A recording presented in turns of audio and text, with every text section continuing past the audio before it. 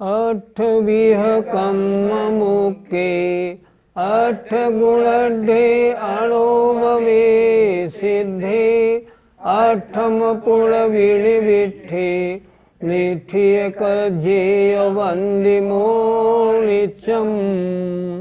पंच परमेष्ठी भगवान की जय। कुंद कुंद के कुंदन में बड़ा अच्छा विषय चल रहा है।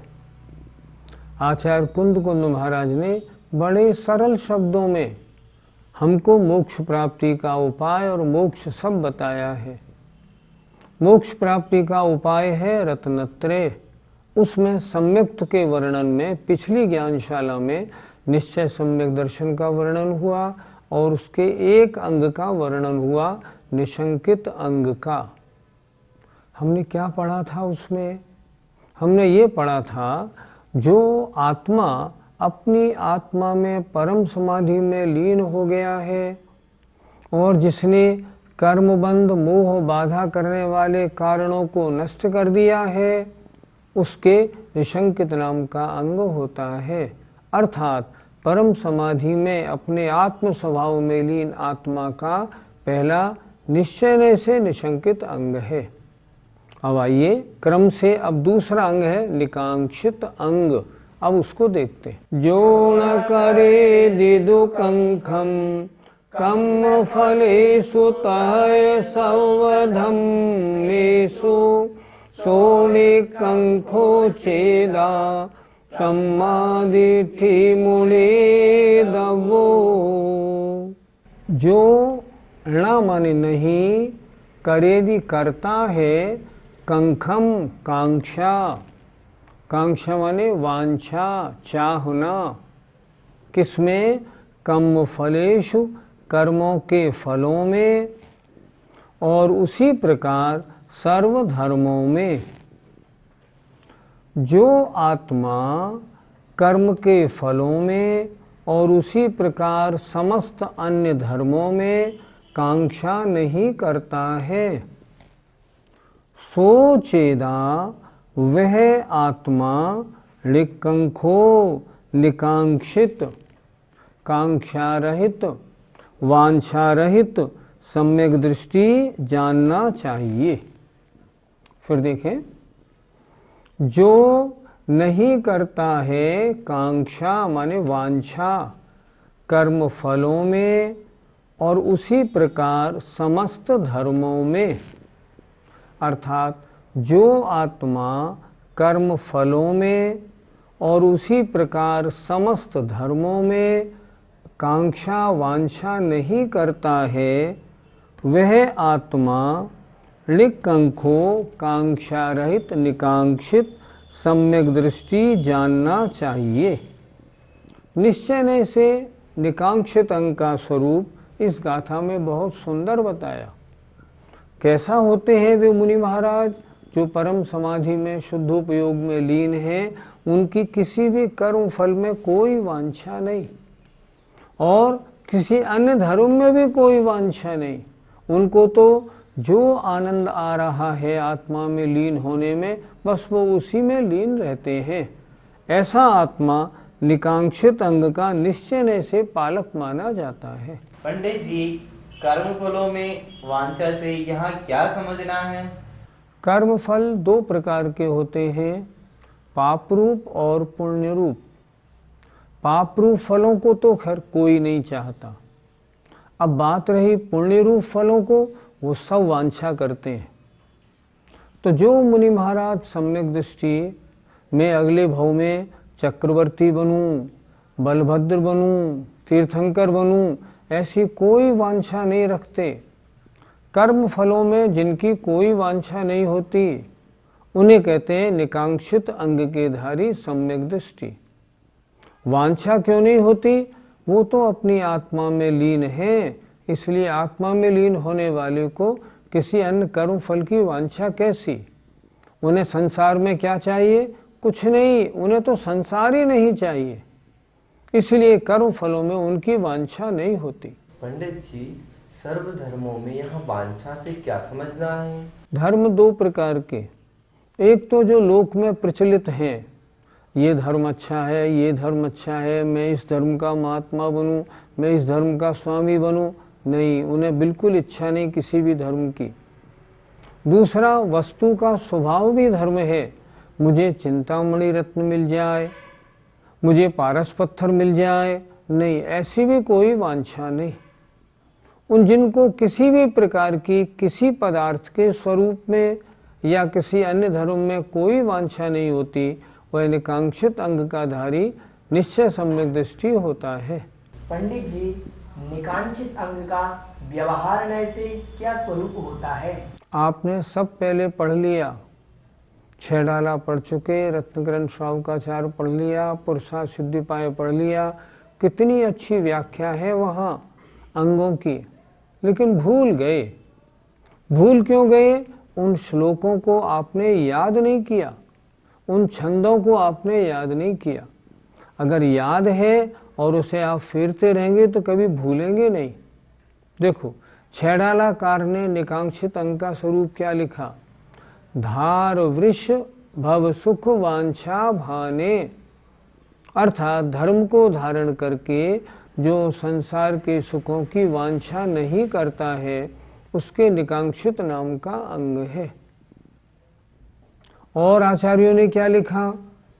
आचार्य समंतभद्र महाराज लिख रहे हैं, कर्म परवशे शांते दुःखैरन्तरितोदये पाप बीजे सुखे नास्था श्रद्धाना कांक्षणा स्मृता।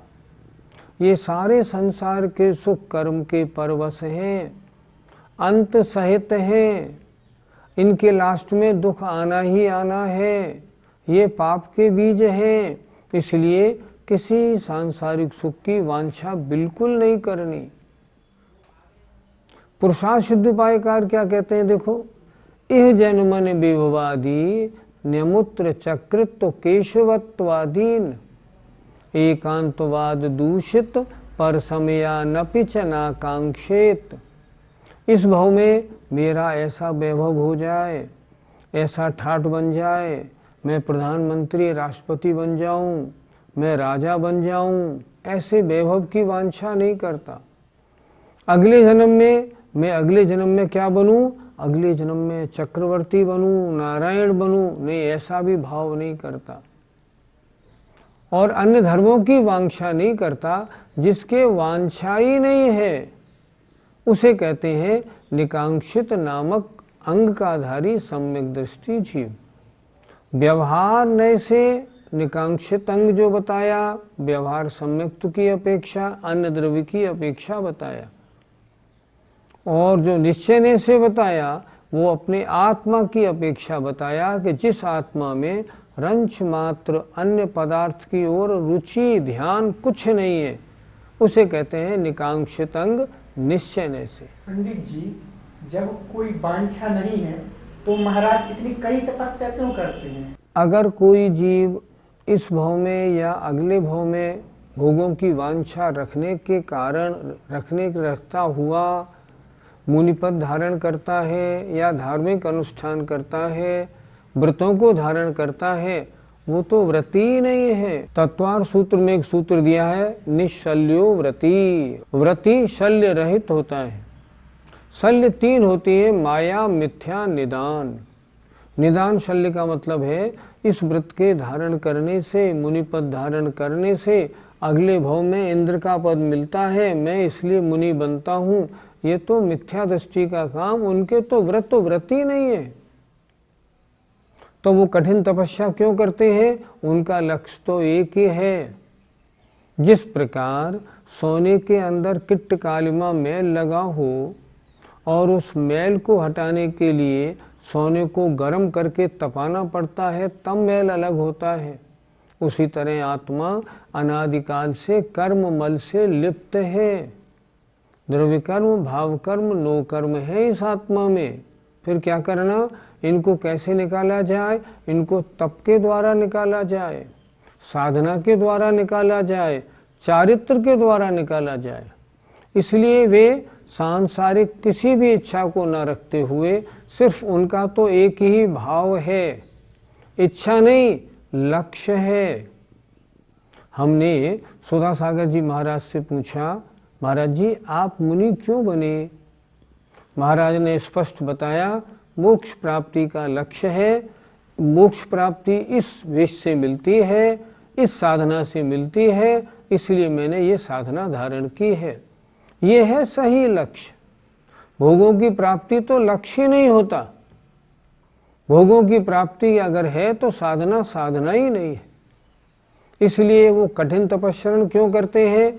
जितने कठिन तपस्या करेंगे उतनी निर्जरा ज्यादा होगी, और उसमें वे दुख नहीं मानते, सुख का अनुभव करते हैं। क्यों अनुभव करते हैं? आज मेरा आत्मा और बहुत सारे कर्मों से रहित हुआ, कितना अच्छा हुआ।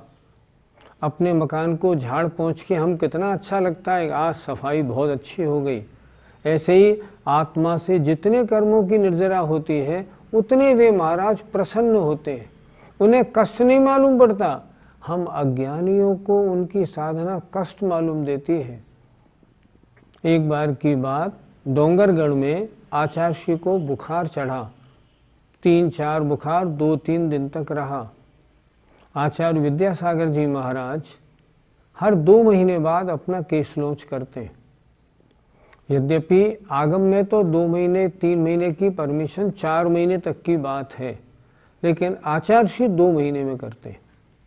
अब उनके केशलोच का समय उस दिन आ गया, बुखार था 3-4, 10 लक्षण पर्व के दिन थे, हम सब लोग वहाँ मौजूद थे। महाराजों ने, जो संगस्थ महाराज थे, उन्होंने निवेदन किया आचार्य को, महाराज आपका स्वास्थ्य ठीक नहीं है, इसलिए केशलोच आप नहीं करना। उन्होंने कहा ठीक है जाओ, चले गए। सुबह देखा तो वो केशलोच कर रहे थे। कष्ट का अनुभव नहीं होगा? नहीं नहीं, निर्जरा में कष्ट का अनुभव थोड़ी होता है, आनंद की अनुभूति होती है। इसलिए उन निश्चय को धारण करने वाले निश्चय सम्यक दृष्टि जो है, उनके निश्चय निकाक्षिण तक कैसा है? कोई वांछा नहीं। और देखा जाए तो सबसे बड़ा सुख तो आत्मरमण में है। यो चिंत निज में थिर भई, तिन अकथ जो आनंद लयो, सो इंद्र नाग नरेंद्र वा, अहम इंद्र के नाही कयो। इंद्र हो, अहिमिंद्र हो, नागेंद्र हो, किसी को वो आनंद नहीं जो आनंद आत्मरमण में है।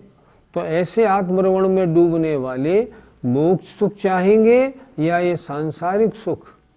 इसलिए उन मुनि महाराज को जो ऐसे लीन होते हैं और सांसारिक सुखों की कोई वांछा नहीं होती, वे तो आत्मकल्याण के लिए अपनी साधना करते हैं। निकांक्षित अंग के बाद तीसरा अंग है निर्विचिकित्सा। आइए उसकी चर्चा करते हैं। गाथा नंबर 11। जोण करे दिदुगुंछम चेदासवेसिमेव धम्माणम, सो खलु विदिगिंछो सम्मादिठि मुने दब्बो। जो नहीं करेदि करता है, दुगुंछम जुगुप्सा, जुगुप्सा माने घृणा। जो घृणा नहीं करता है आत्मा, सब्बेसिम एव, सभी ही धर्मों में, जो किसी भी धर्म के साथ घृणा का भाव नहीं रखता। धर्म माने वस्तु का स्वरूप भी होता है धर्म। सो माने वह, खलु माने निश्चय से, लिब्बिद गिंछो निर्विचिकित्सक अर्थात निर्विचिकित्सा अंग का धारी सम्यक दृष्टि जानना चाहिए। निर्विचिकित्सा, विचिकित्सा माने घृणा, और निर्घ लगाने से हो गया घृणा रहित होने वाला, जिसे किसी वस्तु के स्वभाव में रंच मात्र भी घृणा नहीं है। वो होता है निर्विचिकित्सा अंग का धारी। देखें, फिर देखें, जो नहीं करता है जुगुप्सा माने घृणा आत्मा सभी धर्मों में, अर्थात जो आत्मा समस्त ही धर्मों में घृणा नहीं करता है, जिसे कहीं घृणा नहीं होती, वह निश्चय से निर्विचिकित्सा अंग का धारी सम्यक दृष्टि जानना चाहिए। पंडित जी, जो घृणा योग्य पदार्थ हैं उनमें तो उनको घृणा आती होगी। ये तो निश्चय सम्यक दृष्टि के निश्चय निर्विचिकित्सा अंग की चर्चा चल रही है। छोड़ो, हम कहते हैं जो व्यवहार सम्यक दृष्टि है उसके भी तो निर्विचिकित्सा अंग है।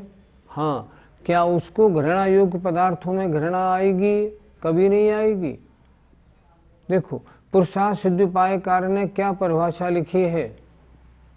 क्षुत् तृष्णा शीतोष्ण प्रवृत्तिषु नाना विदेषु भावेषु द्रव्येषु पुरीषादिषु विचिकित्सा नैव करणीया। बहुत सुंदर श्लोक। क्षुत् तृष्णा, क्षुधा या प्यास, घृणा नहीं होना, कुछ भी लगे, सर्दी हो चाहे गर्मी हो, घृणा का भाव नहीं। नाना विदेशु भावेशु, नाना प्रकार के पदार्थों में, और तो और द्रव्येशु पुरीषादिषु, जो मलमूत्र आदि गंदे पदार्थ हैं उनमें भी विचिकित्सा नैव करणीया, घृणा नहीं करनी चाहिए। जो व्यवहार सम्यक दृष्टि है वो तो प्रवृत्ति में है।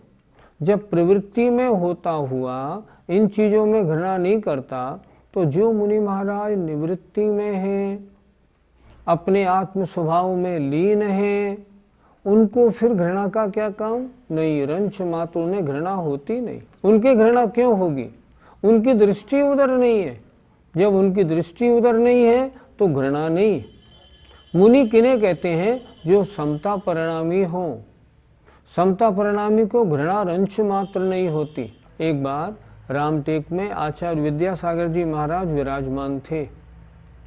दर्शन करने गया तो लास्ट में जो सड़क के पास वाला एक कमरा था उसमें महाराज विराजमान थे।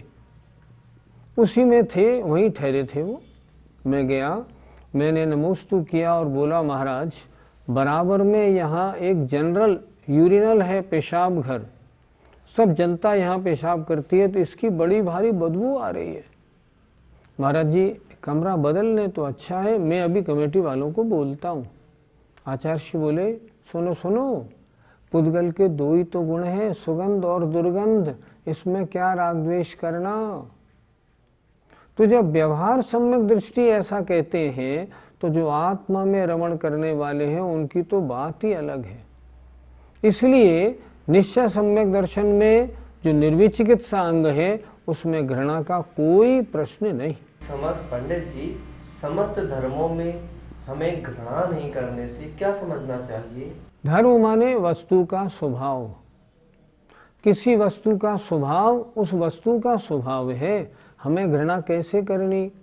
मान लो कोई जीव कोढ़ी है, कोढ़ी के साथ उधर हम मुंह फेर लें, हे भगवान देखो तो सही ये क्या हो रहा है, देखो कितना गंदा, इसे यहाँ से हटाओ, इसे बाहर निकालो। नहीं, ऐसा नहीं करना।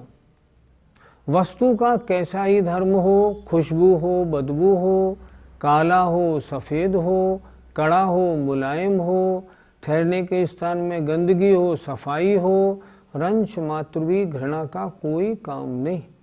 वस्तु का स्वभाव धर्म है। किसी के यहाँ भोजन करने गए, उसने मान लो कड़ा कड़ा भोजन करा दिया, रोटियां कड़ी कड़ी सूखी साखी, तो प्रसन्नता से ले ली, अरे उनके यहाँ की रोटियां कितनी अच्छी थी। नहीं, बिल्कुल नहीं।